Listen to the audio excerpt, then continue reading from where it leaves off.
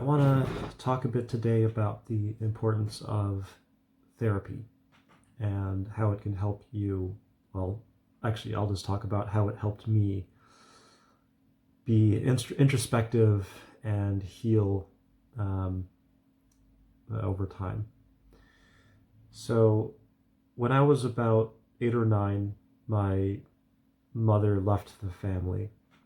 There was a difficult divorce. There was I don't know how much detail I should go into it, um, but it's safe to say that my parents didn't work well together. Classic story, right? There was a little bit, there was much more on my mother's part, um, but the standard reasons of divorce were all there. I wasn't told what was happening. All I knew was that my mother slowly kind of stopped coming home over the course of months. And at that age, I just assumed that's what happened. I had no conception of divorce. No one told me about it. No one communicated that there was something really bad happening. I just noticed that these fights between my parents got worse and worse. So this was in the Philippines, and my father at the time, I mean, this is a huge, complicated story. He was a diplomat. He had an amazing job, but it was just unsafe. The Philippines, that's one of the countries where if you have relatively um, large amounts of wealth, people will kidnap your kids and hold them for ransom and maybe even kill them. So not a very good situation to be in. And with my mother leaving the family, it's a horrible, he's my dad's working all the time and he can't be home, and we had an armed security guard, but that's no guarantee that we'll be safe. So we moved to the US. All kinds of other horrible things happened that maybe I'll explain some other time. But the short story, well, what I'm trying to get at is that I had this unresolved issue. And of course, I assumed that because I was such a bad kid, that it was my fault. With all my, growing up with ADHD, I did not make my parents' job easy. I made their job incredibly difficult. On top of already having to raising a kid that just is completely uncontrollable. That's going to put additional strain on the family.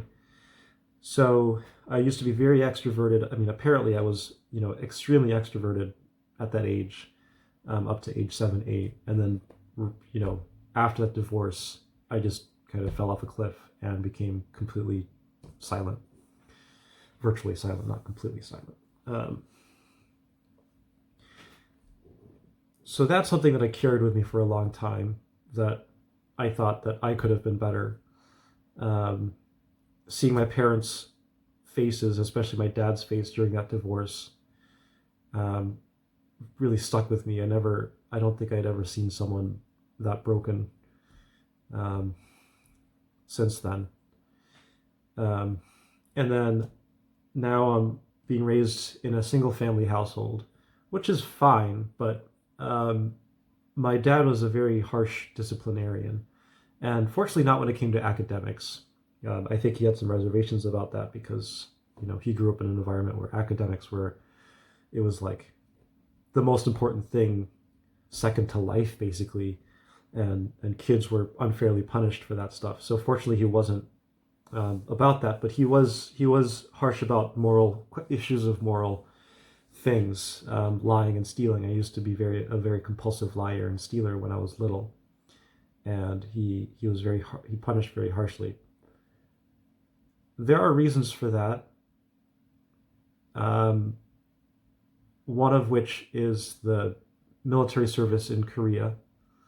It is not a friendly experience. It's not like boot camp in the U.S. In the U.S. Armed Forces, U.S. Navy, U.S. Air Force. It's psychological torture over the course of 2 years, and I still haven't met anyone my age who's done military service that is willing to talk about it. They don't want to talk about it. And fortunately, I never had to do military service, but for a very long time, until I was about 23, I'd say mid 20s, early 20s, it was likely that I would have to serve in the South Korean military. So a lot of kids from South Korea are raised in this kind of environment, this harsh Confucianist, structured, hierarchical environment, as preparation for, especially boys and men, in preparation for that kind of harsh psychological torture in military service. So with my disorder, single parent, little in the way of warmth, like emotional warmth, a lot in the way of physical discipline, psychological discipline, verbal abuse, all that stuff led to some difficulties. I mean, I was very broken for a very long time, and I'm still, at the age of 31, I'm still trying to figure out how to become who I am. Of course, that's a very difficult question in general. I'm not saying that other people have it easier necessarily,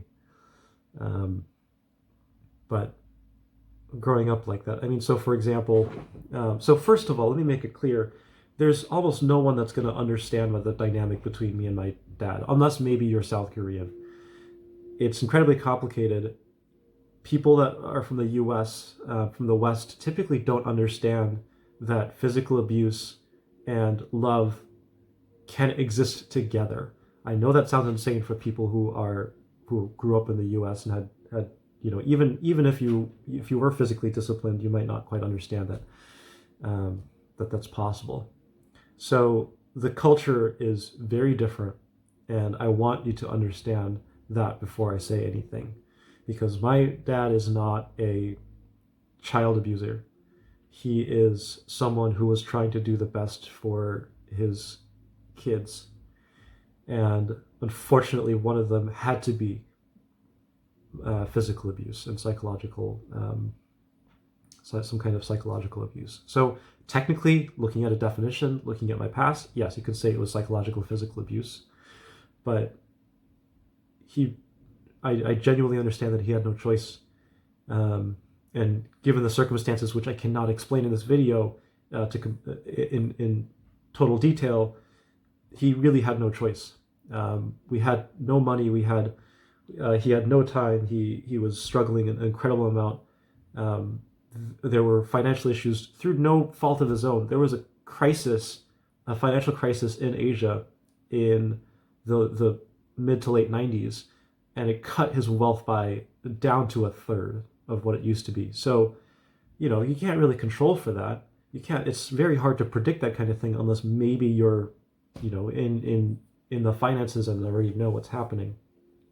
And then you're clever enough to look for these, whatever leading indicators there might be.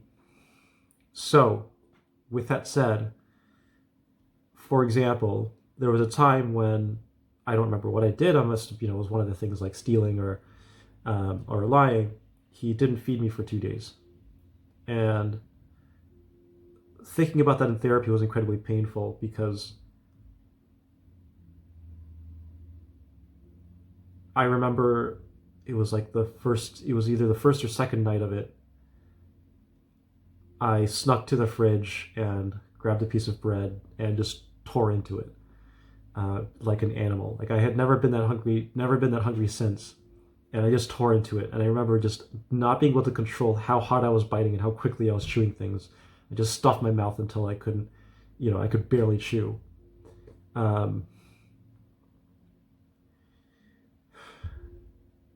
There are lots of times when he had me hold a book over my head, and if I couldn't hold the book, he'd hit me. Or before, and it was torture holding a book over your head at the age of 10, 11. I mean, you don't have the arm strength for that, and it's a heavy book. Your hands go numb. You can't feel your hands anymore. It feels like pins and needles. And then, that was torture. And then there were other times when he give you a choice between, I'll either hit you 10 times or you can do the thing with the book. And it's just pick your poison. I mean, it sucks getting hit by a fully grown man, um, and it sucks to have that long-term uh, torture, the book thing. Um, and even if you got hit, you would, I would think, oh, it's just 10 times, like it's very quick. But I mean, anyone who's done any kind of, like, for example, physical exercise, sometimes doing 10 reps of something that's difficult is, like a heavy weight where you're really pushing the limits when you're already exhausted is incredibly, it takes a lot of mental effort to get through it. And he would hit me 2-3 times and I'd say, stop. I couldn't keep going. And then I'd say, okay, I want to do the thing with the book. So yeah, fun times. And these are the kinds of things I had to think carefully about in therapy.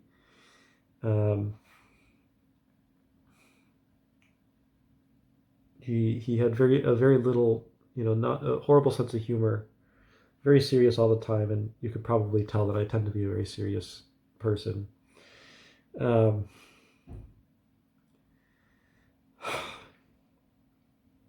so yeah, it took a while to really understand what that was all about.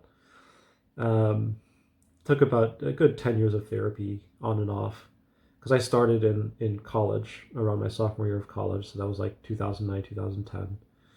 And I most recently had therapy, earlier this year. And yeah, that was a very long, long struggle. Not just because of my dad, but because of my mother too. I mean, the few memories I have of her was of her just being very rude. I tried to say hello to her or ask her questions, and she'd just kind of blow me off or just, snap at me and just make me leave her alone.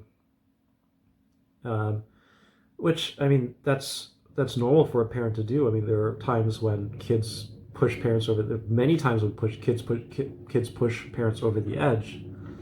The problem is that those are my only few memories that I have of her. That's it. There are a few times when I remember, I just don't remember her saying nice things to me, ever.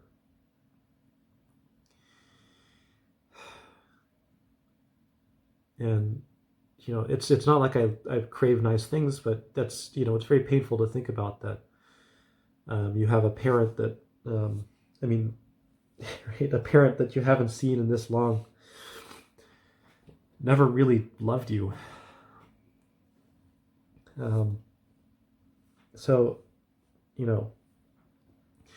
these are the kind of things that you really have to face in therapy, and really confront it and come face to face with it. And it's, you don't have to do that right off the bat. You don't have to,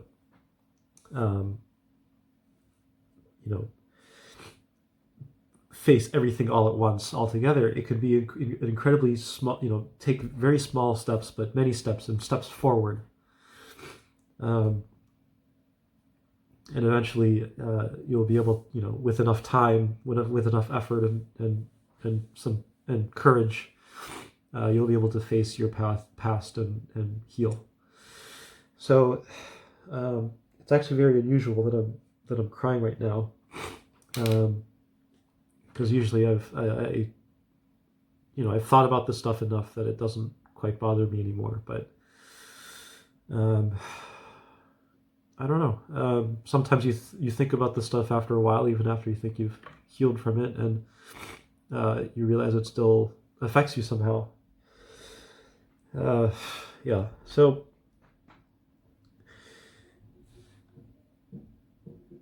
don't be afraid. Don't let your pride keep you from going to therapy. Don't let your fears keep you from going to therapy. You'll be very surprised at what you could do if you put yourself in situations where you have to be brave. And that's how you grow, right?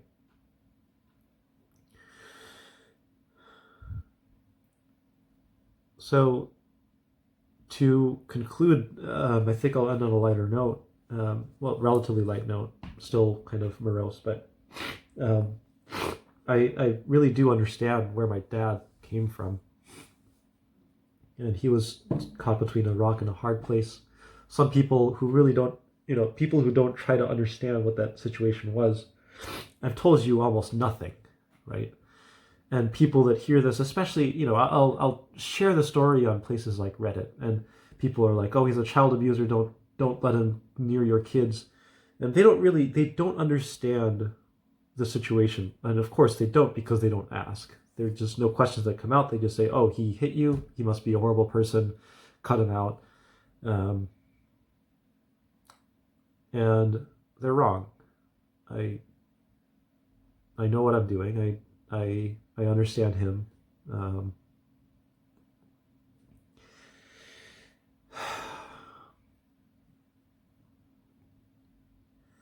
And also, it's obviously not an issue of Stockholm syndrome. I'm 31. I have my own career. He's literally halfway across the world. He can't affect me. He's financially, physically, for the most part, emotionally. He can't do anything. And he's basically been at my mercy. That's not the best way to put it, but it communicates what I mean. That I have the initiative, or I'm in a position where I can choose to walk away if I want to. And I've always had that. I've had that option always, and it's become more obvious more recently. So hopefully someday I'll be able to communicate what I mean.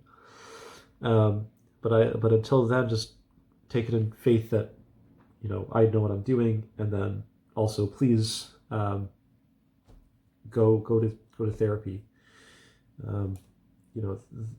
My interactions with my parents was, of course, a big cause of depression. In my case, irreparably, but it took therapy to figure that out. It took therapy to be able to rationalize and think about things in a safe space where I can think and feel freely. And for you, it might be something else. It might be, a drug addiction might be caused by some trauma. I'm learning now that molestation is an incredibly common thing that happens. That's something that you absolutely have to talk to someone about because it's affecting you in some way. And to be clear, I'm encouraging you to do this, to talk to someone. And it's not going to be clear for a long time, if ever, what the causes are for your depression, for your anxiety. It might be just who you are, how your brain is built. In some cases, it actually, there might be a cause, and you might be able to fix things and get to a better place. And no matter what, though, you will, if you put in this effort, you will go towards a better place. So consider it. I understand that financial situations might prevent you. Just do what you can. There are some free resources online. There are people that will listen to you free of charge. I won't list any here, but you can Google them. There are communities on Reddit, on social media that full of people that will help and listen. Above all, they'll listen.